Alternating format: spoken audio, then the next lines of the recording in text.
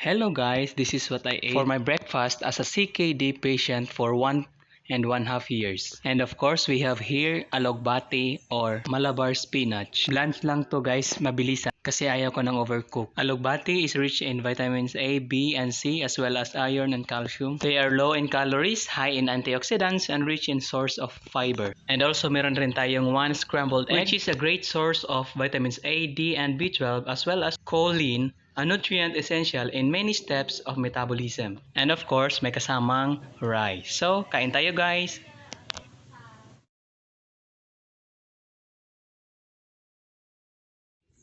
Hello guys, this is what I ate for my breakfast as a CKD patient for 1.5 years. And of course, we have here alogbati or Malabar spinach. Blanch lang to guys, mabilisan kasi ayaw ko ng overcook. Alogbati is rich in vitamins A, B, and C as well as iron and calcium. They are low in calories, high in antioxidants, and rich in source of fiber. And also meron rin tayong one scrambled egg, which is a great source of vitamins A, D, and B12 as well as choline, a nutrient essential in many steps of metabolism. And of course, may kasamang rice. So, kain tayo guys!